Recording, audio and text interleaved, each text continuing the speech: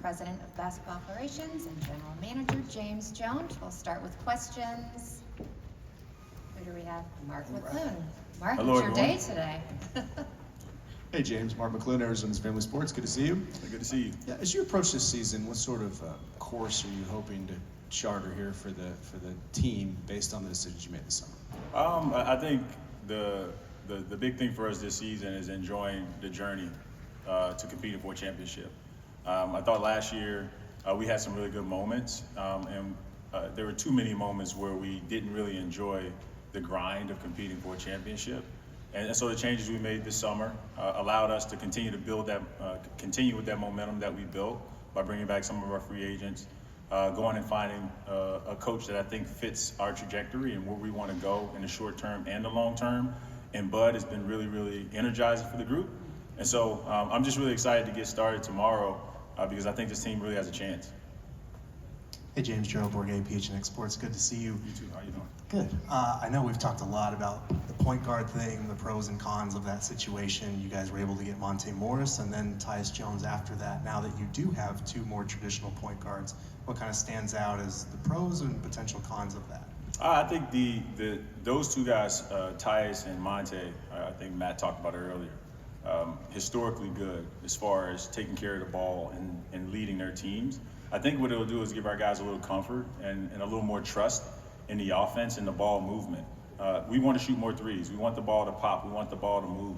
And as long as those guys are somewhat the conduit in between, I think whichever decision they make, will be an optimal decision, and I know everyone will respect it. And so those are some of the challenges you have when you don't have a traditional point guard. But at the same time, they're not the traditional point guards. They're exceptional in the sense that they can make shots, extremely efficient with the ball. And so the combination of skills, the skill set that the two of them possess, is unique, and uniquely for our team, it's going to make us special. It's Dwayne Rankin, Arizona Republic. How are you, sir? Hey, Dwayne, how you doing? All right, nice tie. Thanks, appreciate it. You too. No.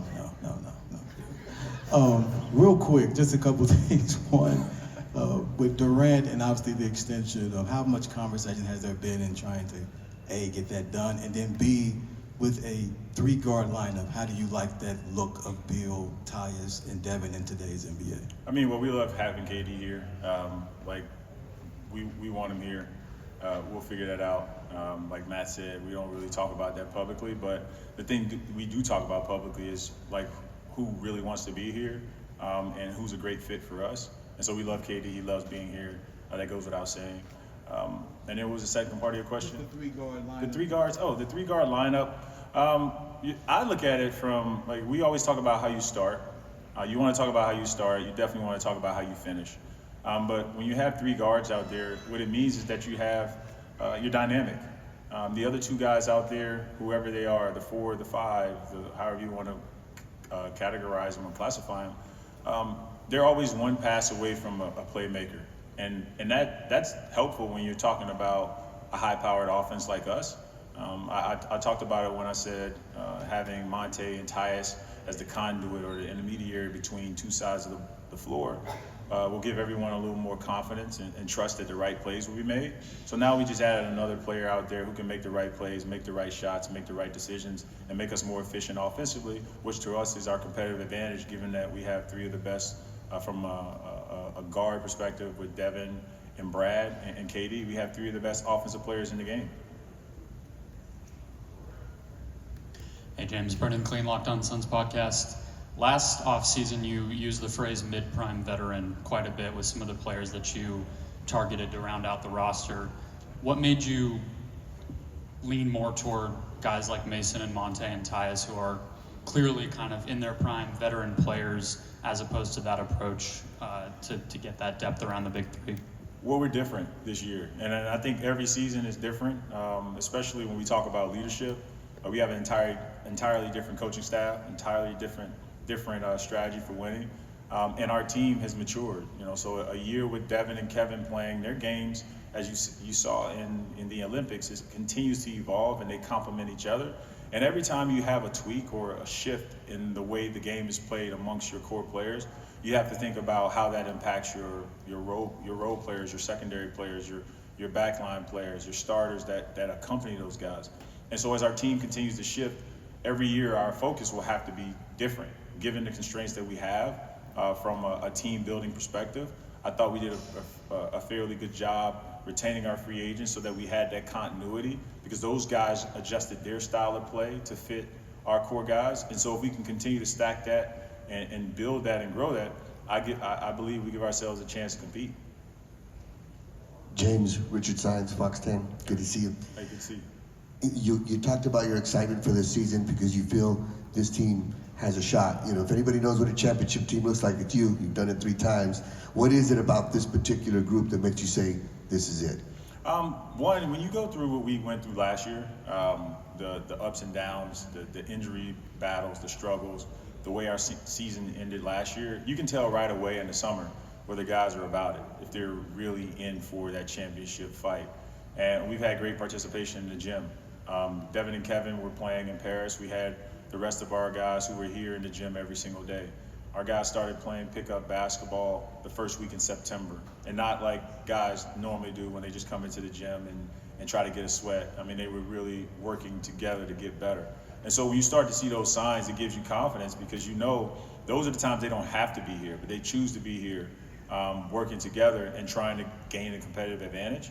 And so I think this team is different than last year's team, not just because it's 2024, 2025. Is really because the players that are on this team, those that are returning, plus the additions that we've made, truly believe that we're all in. And that's the one thing I talk about this team a lot, is what we want. We always want to be in. We always want to be in the conversation for competing for a championship. We always want to be in the playoffs, and that resonates with our guys. Kellen Olson, Arizona Sports. James, great to see you.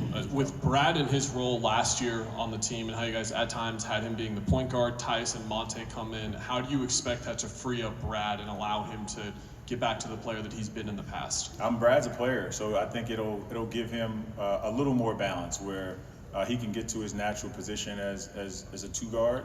But it also helps him because the guys that we brought in are phenomenal playing off the ball, so he doesn't have to lose the opportunity to be the primary initiator, ball handler, and think aggressively offensively.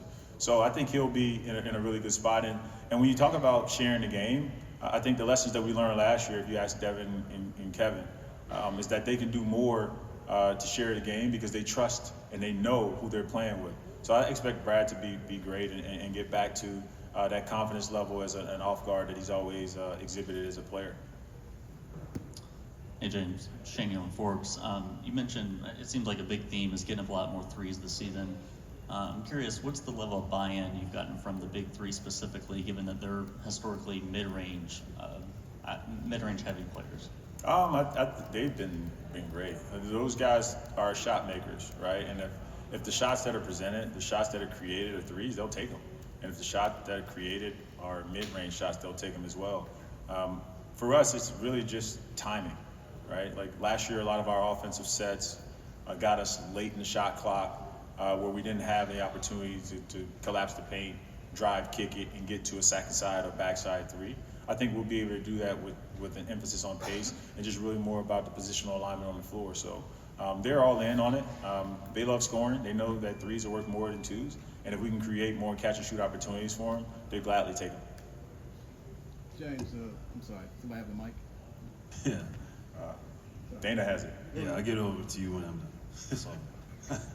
So, wondering about how there's been a short history of hometown guys that you've had on the team here, or before you became into your position. Alan Williams, and then also DeAndre Ayton, and then Saban Lee, and now Ty and Oso. So how important is it to have guys who are homegrown on the roster or something for fans to root for? I mean, that's always a consideration, but I think it really speaks more to the quality of basketball here in Phoenix. Phoenix is a basketball city, and there's a lot of talent. If you talk about from a high school perspective, from a college perspective, these guys are really good players as amateurs, and as they come up into the NBA ranks. If there's an opportunity to get a player who's just a really good player, plus has local ties, I'm pretty sure it's great for the fan base, but more importantly, it's great for the players. There's always a little bit more that you put out when you get a chance to do it at home in front of your fans, in front of your family, for your community. A lot of these guys are inspired by the game that they watch here, and they want to be that inspiration for their community. So it's a win-win for both of us when we're able to find a player, not just because he's from Phoenix, but he's from Phoenix, but on top of that, a really good NBA player.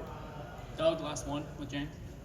It's Doug Howler with The Athletic. Hey, Doug, how you doing? Good to see you. There was a lot of, Kevin Durant had a calf injury in Paris, and when he came back, there was a lot of concern about his minutes restriction. What's he going to provide? What role does he play? And then he went out and hit his first 8 shots and looked as good as he's ever looked. I'm assuming you watched that. What was your reaction just to how he came back and played when everyone was kind of wondering how he would be? I mean, my reaction is like it always is with players of Kevin's caliber. Why is anyone surprised, right? The guy loves the game more than anything. He's totally dedicated. He's a Hall of Famer because he puts in the work and he prepares and he wants to be great. And so anything he puts his mind to, if he wants to come back and play at a superstar level, he will. And I don't think there's ever been anything in his history that's given anyone any pause or any disbelief that Kevin will come back when he comes back and perform at a high level. So I'm just always excited for him, right? Because, he's at the stage of his career where he's played 15 plus NBA years. And everyone wants to ask that question, and he continues to show people day in and day out, year after year, why he's one of the greatest scorers of all time and why he'll go down as one of, if not the greatest scorer of all time. Thank you.